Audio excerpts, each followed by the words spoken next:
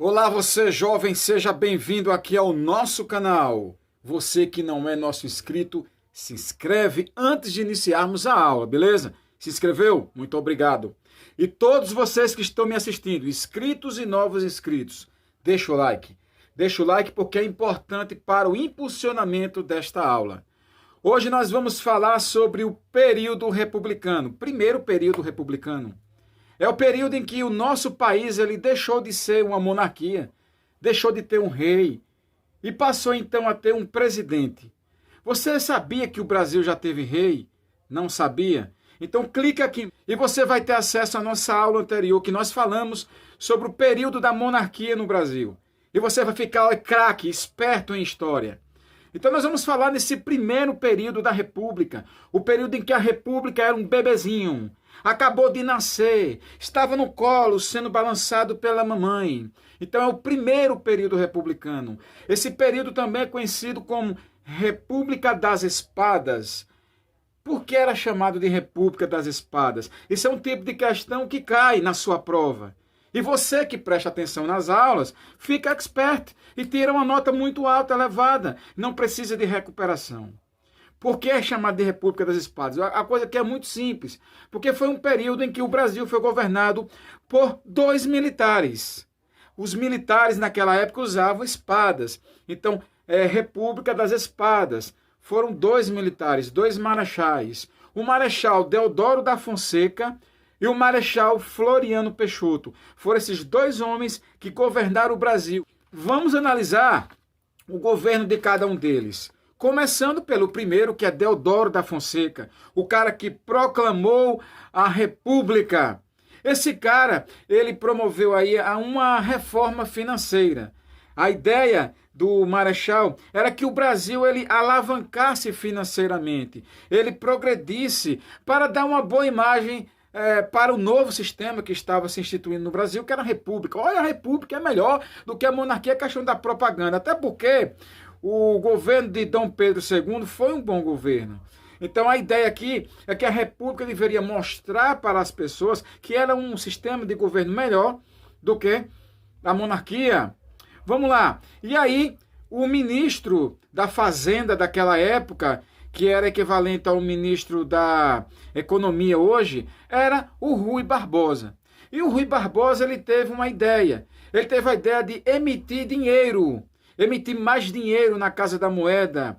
Com qual objetivo? O objetivo era fazer empréstimos, né? Liberar esse dinheiro para que os bancos fizessem empréstimo para as pessoas. Mas não era para as pessoas pegarem esse dinheiro, colocar dentro de uma mala e jogar debaixo do colchão. Nada disso. Era para que as pessoas elas criassem, abrissem empresas.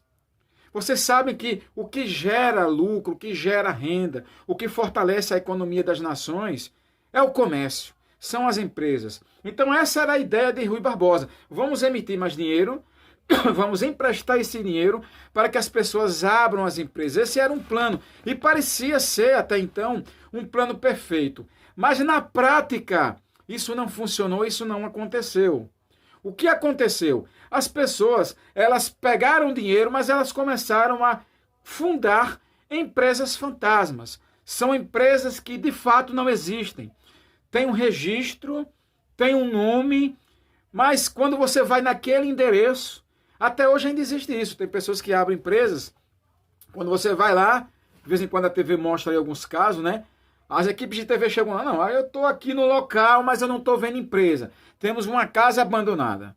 Então é uma empresa fantasma, uma empresa que não existe. Ela existe no nome, né? Ela tem um registro, existe uma movimentação ali, como naquela época existia. É tanto que essas empresas, as pessoas imaginavam que elas eram empresas reais, que elas existiam. E essas empresas elas começaram a imprimir ações na Bolsa de Valores. E as pessoas que investem na Bolsa de Valor, elas compram esses papéis, compram essas ações, porque quando a empresa ela é valorizada, você também ganha dinheiro. Por exemplo, se eu invisto na Petrobras, se a empresa Petrobras estiver lucrando, eu também vou lucrar junto com ela. Se ela estiver perdendo, eu vou perder junto com ela. Mas olha, preste atenção a isso aqui. Essas empresas elas não existiam de fato, elas eram fantasmas. E o que aconteceu é o seguinte, que houve essa venda na Bolsa de Valores, né?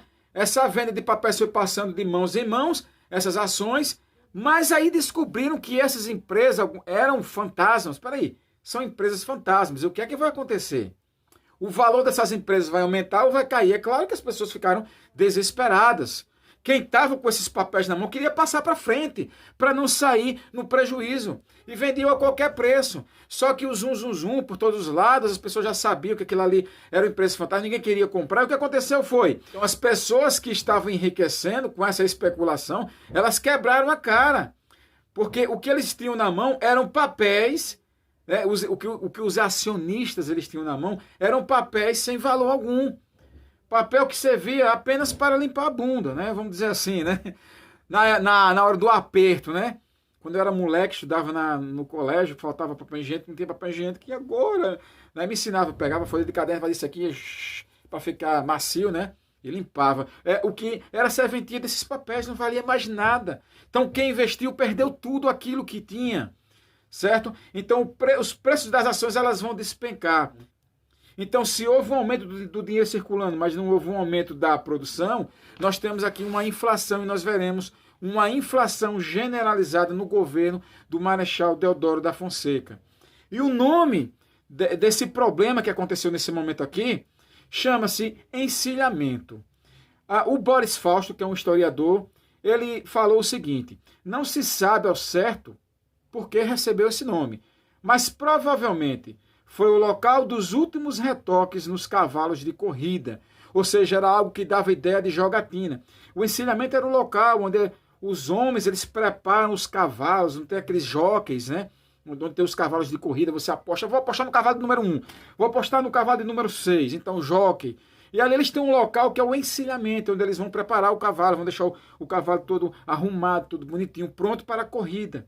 Então, provavelmente é por causa disso. Então, a política de Rui Barbosa ficou conhecida como política do encilhamento. E foi uma política de sucesso? É claro que não. E qual foi as consequências dessa política? Olha o resultado disso aqui. Primeiro, foi a falência de bancos e a falência de empresas. Então, bancos começaram a falir, empresas começaram a falir. E aí nós temos um agravamento da situação financeira. O valor da moeda, ela vai despencar. Essa moeda, ela acompanhava na época, né, a Inglaterra, que era a libra inglesa, né? Gente, o que aconteceu também, que é importante nós destacarmos aqui no governo do Marechal Deodoro, foi a nossa primeira Constituição. Ela foi outorgada lá em 24 de fevereiro de 1891. O Brasil já teve diversas constituições. Olha só, os Estados Unidos, desde que surgiu como nação, tem apenas uma constituição. Mas o Brasil teve diversas constituições. E ela determinava que o Brasil deveria ser, né, um país federalista. O que é federalista? Ou seja, é uma república federativa. Nós temos aí estados, e cada estado é uma federação. Estado de Sergipe é uma federação. São Paulo é uma federação. Rio de Janeiro é uma federação, Alagoas, né, Paraná. Então, cada estado é uma federação, e essas federações elas têm autonomia para tomar algumas decisões, certo?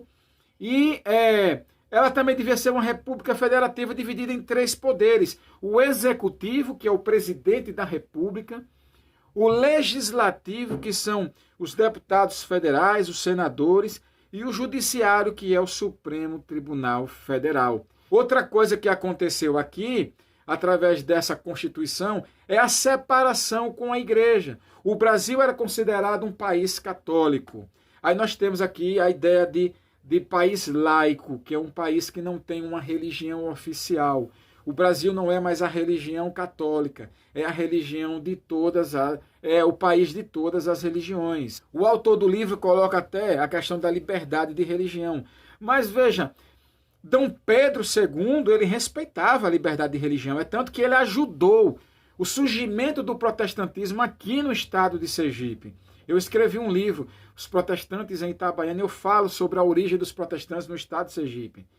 Então o imperador ele era amigo dos protestantes, ele permitia a liberdade de culto. Então eu não posso falar que não havia a liberdade de culto, porque sim, senhor, havia liberdade de culto no governo de Dom Pedro II. Tá? Então eu discordo do autor do livro nesse ponto aí, até por causa da pesquisa do livro que eu mesmo escrevi.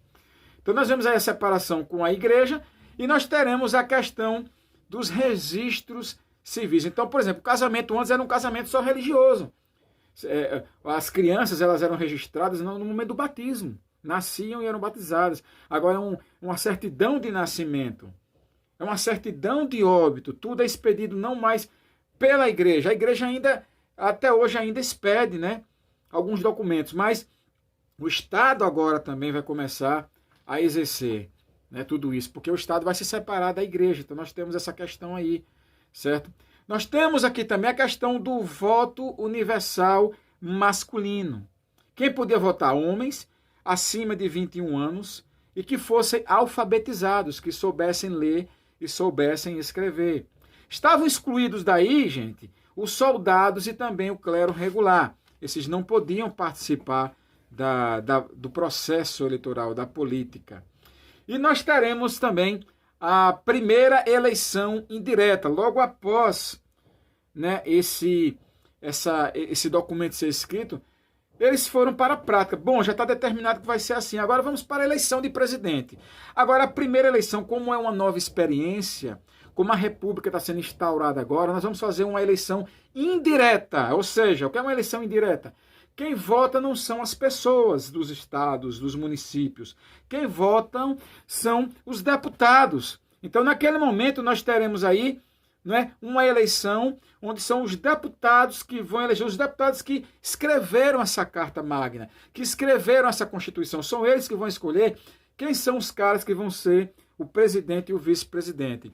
Lembrando que hoje, né, quando o presidente ganha, o vice-presidente ganha, porque o presidente e o vice-presidente é uma só candidatura. Mas naquela época, você podia votar no presidente de um partido e no vice-presidente de outro partido.